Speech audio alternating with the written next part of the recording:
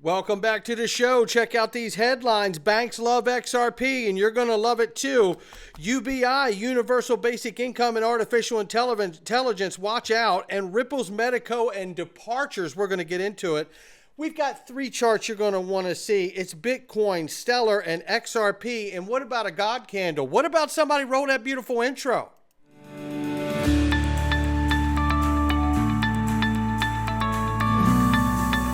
Digital Perspectives with Brad Kimes. Come on in.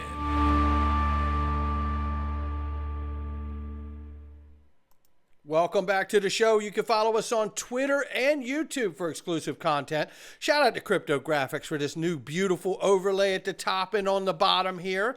And make sure you join us at digperspectives.com. You're going to want to be in the Freedom Zone today as we're going to talk about why we have these private groups goes beyond censorship. And I'm going to give you the perfect example of it today inside the Freedom Zone. Make sure you join us. It's almost next to nothing. Right now, $1.88 trillion market cap for crypto.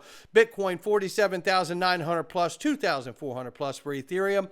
XRP is 51 cents right now. Let's get into the range of price very quickly. 51 cent on the bottom, 53 cent on the top. We'll keep an eye on it. I Trust Capital will be at XRP Las Vegas. Did you get your ticket? You better.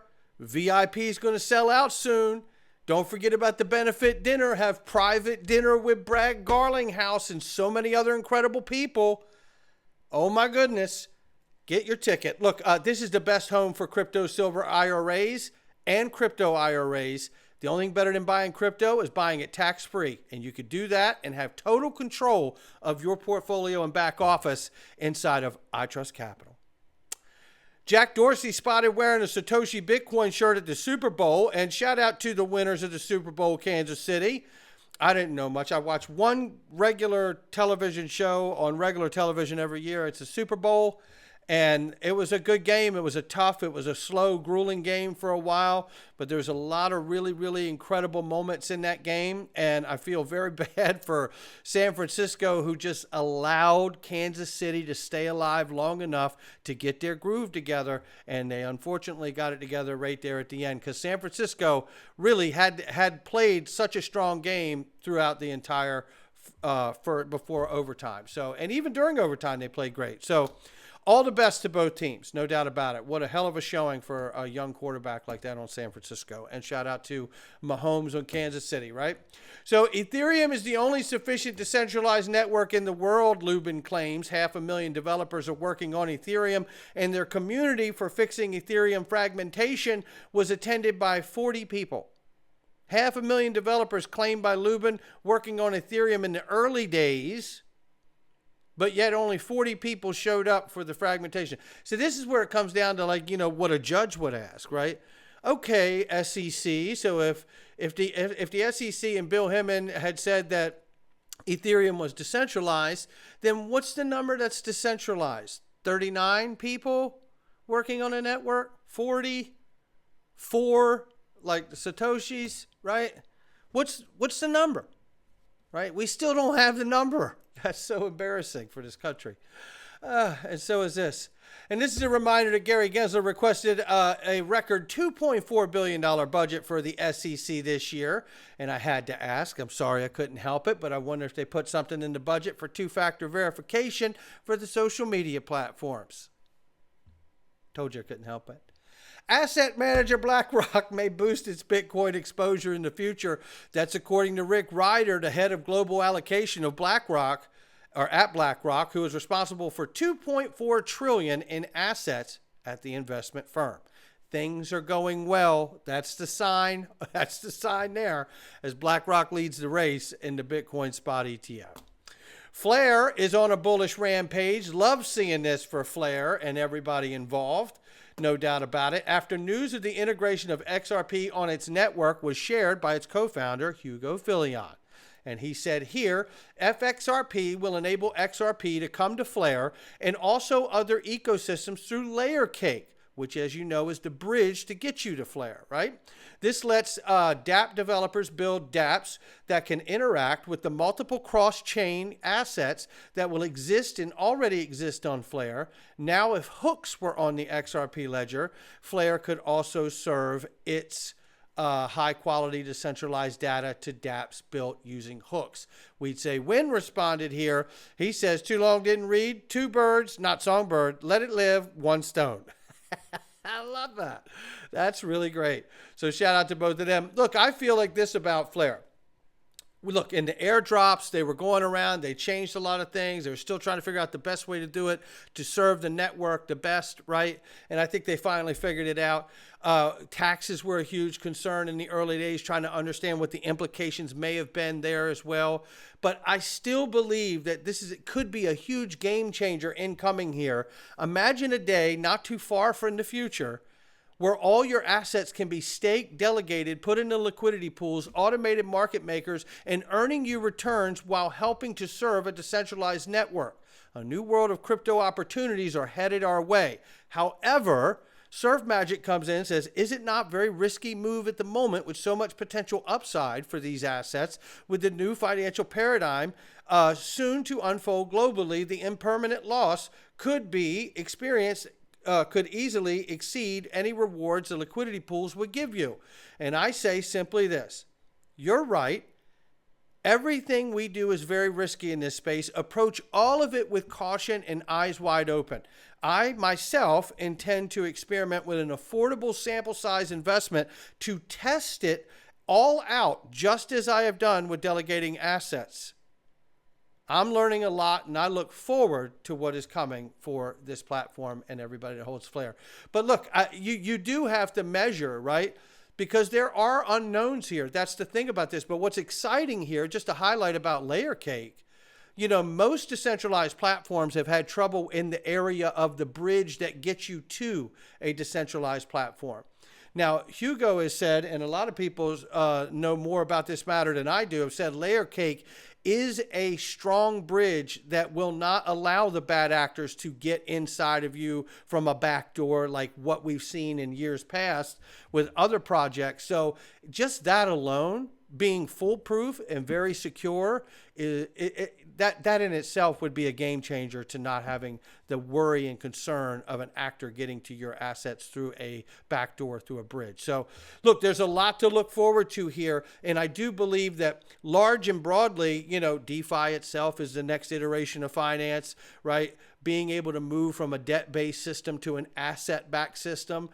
I think Flare is positioned beautifully for such a moment, right? So we're going to see how this comes as it grows, but watch very carefully as you do and make sure you know what risk that you're taking, no matter what assets you choose to use.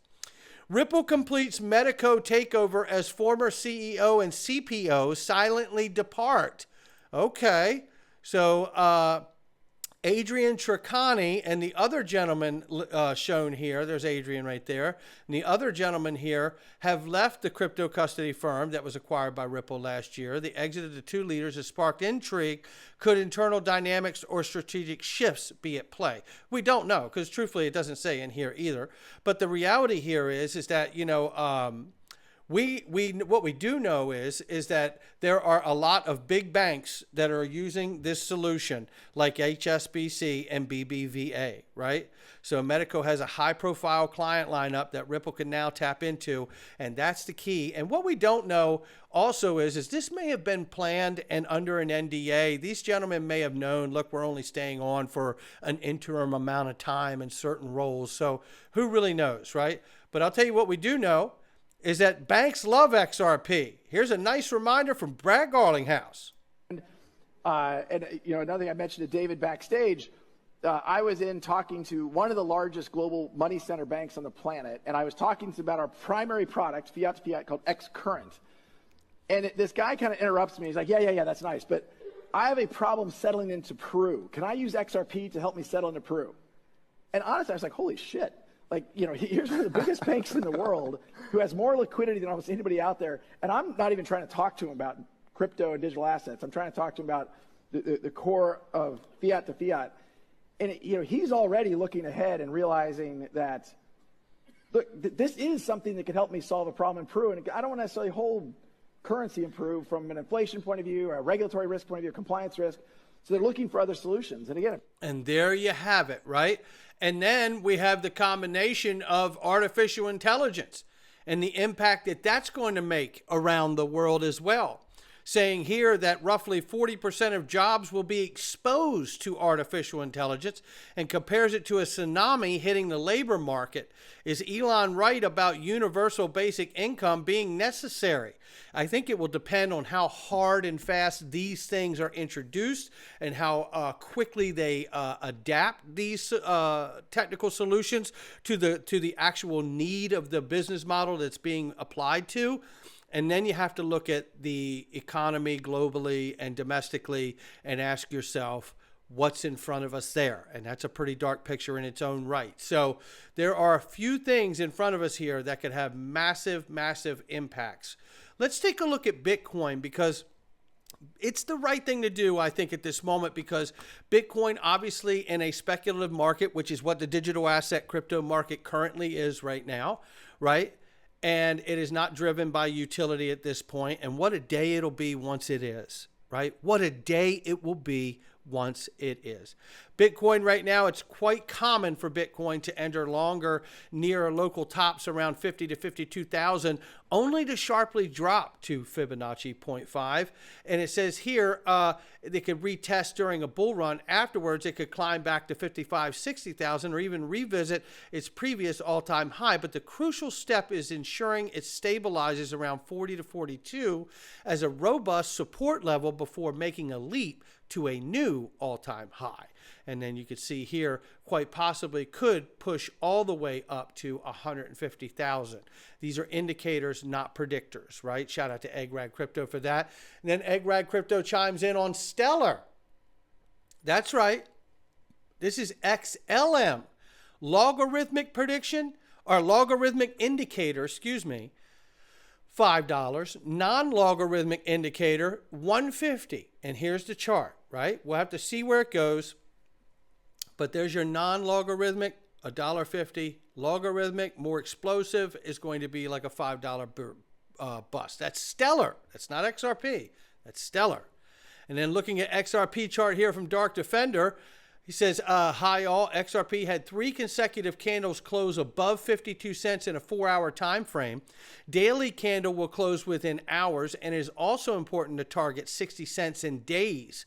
The orange resistance and 66.49 is still the key. And I'm going to show you the chart right here, as you can see, right? You can see where all of this is sitting, and that probably puts us at the mark he's talking about right there, right? So we will keep an eye on it, ladies and gentlemen.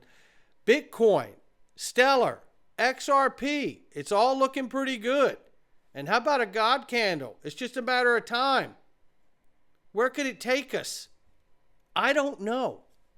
But right now, I can tell you where we're going. We're going into Freedom Zone, and we're going to break down a very, very important example, real example, that over the weekend of why you got to have some private groups, because it's damn near impossible to have a grown-up conversation on social media, even when you're trying. And we're going to get into that, and it's very important information about XRP and Ripple as well. So we'll see you in the Freedom Zone. Not financial advice from me or anyone else. Come on in. digperspectives.com. I'll catch all of you on the next one.